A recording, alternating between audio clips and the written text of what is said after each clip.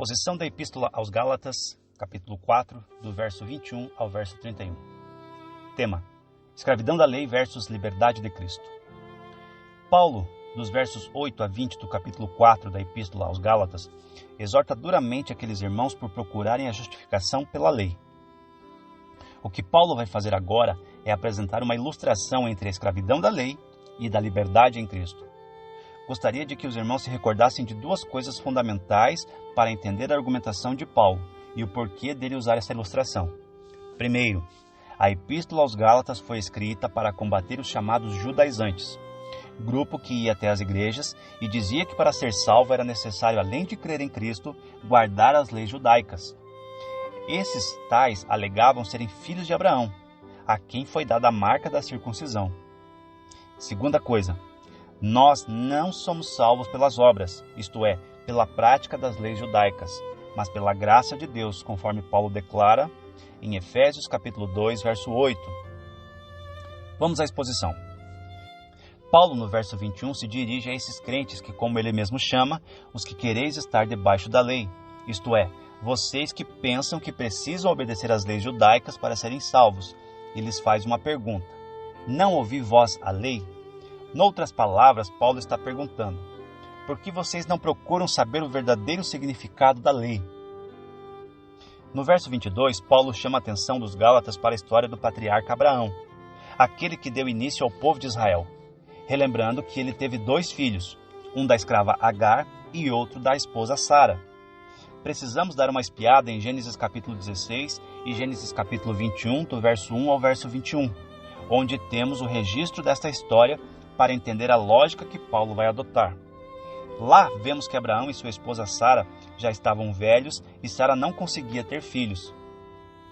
Ela então, de uma forma precipitada, usou um costume vivido na Mesopotâmia antiga, descrito inclusive no famoso Código de Hammurabi, que era de deixar que o marido tivesse relações com uma das suas criadas, e assim o filho gerado era considerado filho legítimo da esposa. A criada, então, seria uma espécie de barriga de aluguel. A criada de Sara, que se chamava Agar, teve um filho que se chamou Ismael, de onde descendem os árabes. Ocorre que Deus já havia prometido a Abraão e Sara que lhes daria um filho, mesmo que eles fossem idosos e mesmo que Sara fosse estéril, e Deus não precisava do jeitinho de Sara para cumprir sua promessa. E certo tempo depois, milagrosamente, Sara teve um filho que se chamou Isaque.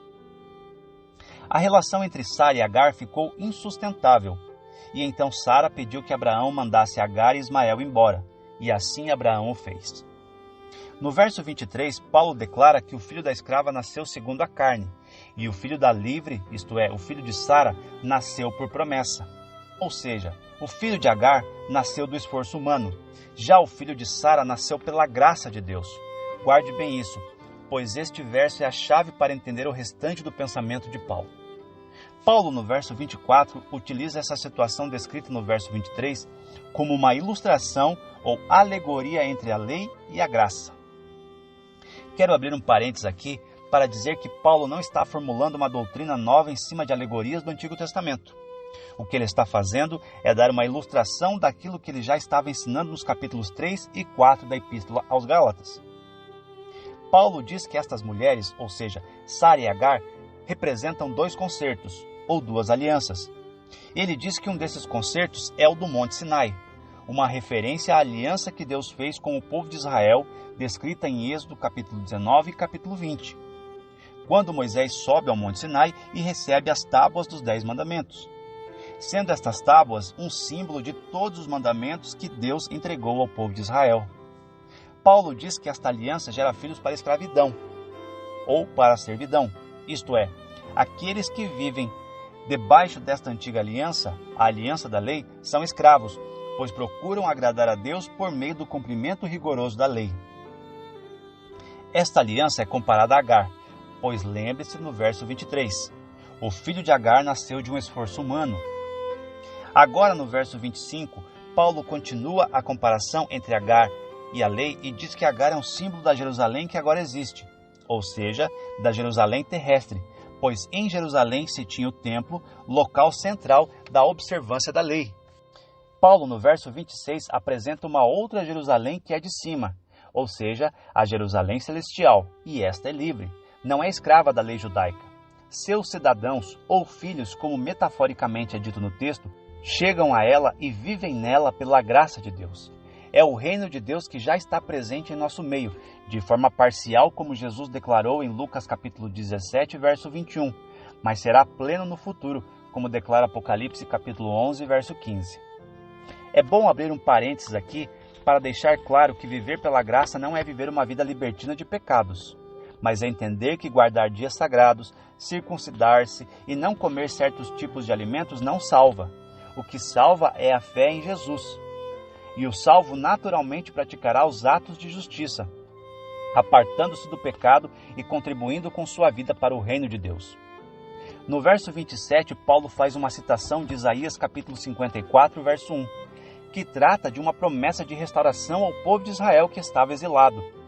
E de forma metafórica, Deus compara Jerusalém, que serve de símbolo à nação judaica, a uma mulher estéril que nunca teve filhos, e diz para ela se alegrar, pois teria muitos filhos. E no verso 28, Paulo pega essa promessa de Deus e apresenta o cumprimento dela na vida dos crentes, os sucessores espirituais dos judeus, quando estes negaram o Messias. Pois por meio do Evangelho, os crentes se tornaram os filhos de Jerusalém celestial, assim como Isaque era filho da promessa de Deus a Abraão. Lembremos que o filho de Sara nasceu pela graça de Deus. Paulo caminha para encerrar seu pensamento, trazendo à memória dos Gálatas que Ismael sempre foi perseguidor de Isaque. Inclusive, em Gênesis capítulo 21, verso 9, é dito que o filho de Agar, Ismael, como sabemos, zombava de Isaque. E o Salmo 83, versos 5 e 6, mostra que os descendentes de Ismael, chamados ismaelitas, fizeram parte de um conluio para atacar Israel. Neste aspecto, sabemos que os árabes são descendentes de Ismael. E ao olharmos para o Oriente Médio, vemos um longo conflito entre Israel e seus vizinhos, que são povos árabes. Da mesma forma, aqueles que queriam guardar a lei perseguiam os crentes para os tornarem seguidores da lei como método de salvação. Contudo, Paulo, no verso 30, lembra que Abraão mandou embora a Agar e Ismael, pois eles não poderiam ter parte na herança junto com Isaque. Então, Paulo, no verso 31, finaliza que nós, no sentido espiritual, não somos filhos da mulher escrava, ou seja, não somos filhos da lei e, por consequência, escravos, mas filhos da mulher livre, e somos aceitos por Deus por meio da nossa fé. Quero finalizar com 5 aplicações desta exposição que foi trazida. Primeira aplicação: a salvação não nos foi dada pelos nossos méritos, mas é uma dádiva de Deus. Segunda aplicação: a exemplo dos judaizantes, certos líderes religiosos legalistas sempre tentam impor à nossa fé fardos, a fim de nos dominarem e nos fazerem dependentes deles. Terceira aplicação: a nossa pátria não é aqui. Somos forasteiros neste mundo. Nossa pátria é a Jerusalém celestial.